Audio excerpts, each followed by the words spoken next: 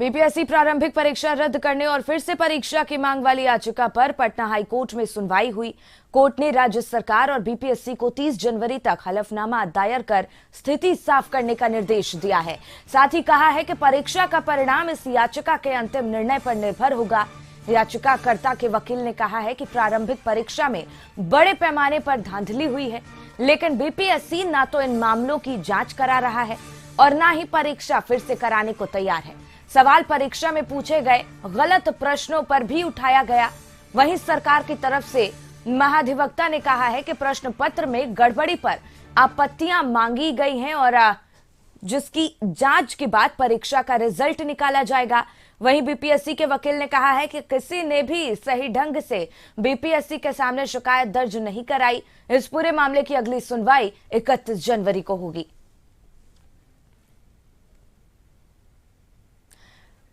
प्रीतम, इसी पे और ज्यादा जानकारी लिए हमारे सहयोगी जुड़ गए हैं। प्रीतम, बीपीएससी प्रारंभिक परीक्षा रद्द करने और फिर से परीक्षा कराने की जो मांग है उसको लेकर 31 जनवरी को फिर से सुनवाई होनी है। क्या कुछ संभावनाएं जताई जा रही हैं? देखिए, कोर्ट के फैसले पे संभावनाएं जाहिर नहीं की जाती हैं। कोर्ट का फैसला काफ़ी गोपनीय होता है और उसका पता तभी चलता है जब कोर्ट अपनी तरफ से वो जजमेंट देता है। बहरहाल सबसे बड़ी बात यह है शिखा कि जिस तरह से 2000 से ज़्यादा पदों के लिए पूरे बिहार में 912 परीक्षा केंद्रों पर परीक्षा हुई, केवल एक परीक्षा केंद्र पर परीक्षा की धांधली की बात सामने आई। उसके बाद पूरा मामला पिछले महीने भर से विवादों के घेरे में है, पूरा आयोग विवादों के घेरे में है। अब सवाल ये उठता है कि अब यहाँ से आयोग आगे की कार्रवाई क्या करेगा। माननीय पटना हाईकोर्ट ने कल सुनवाई कर ली है, उन्होंने अपनी तरफ से निर्णय भी दिया है। अब कुछ संभावनाएं हम लोग के सामने आती हैं।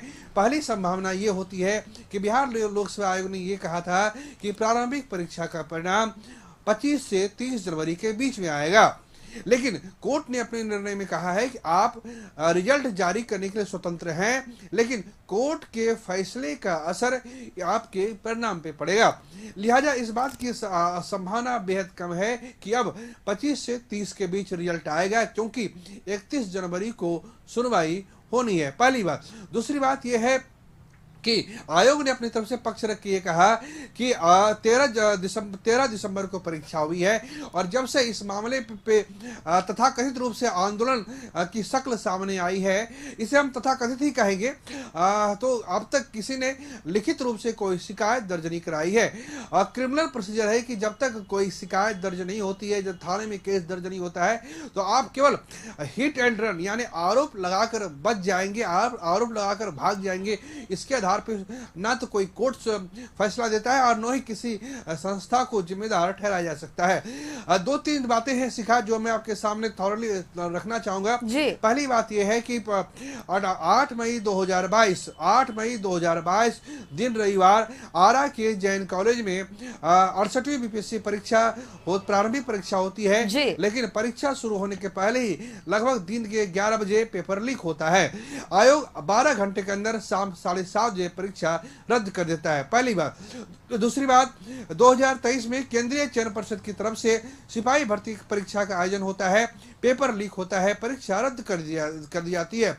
पिछले साल 2024 में बीपीएससी शिक्षक भर्ती परीक्षा फेज 3 का आयोजन होता है। मार्च के महीने में बिहार के कुछ जिलों से परीक्षा का पेपर लीक होता है, परीक्षा रद्द कर दी जाती है। लेकिन इस बार आयोग शुरू से कह रहा है कि उसकी परीक्षा लीक नहीं हुई है, उसका पेपर लीक नहीं हुआ है। जिस परीक्षा परिसर में पेपर लीक की बात सामने आई थी, वहां पे दोबारा परीक्षा आयोजित की गई है।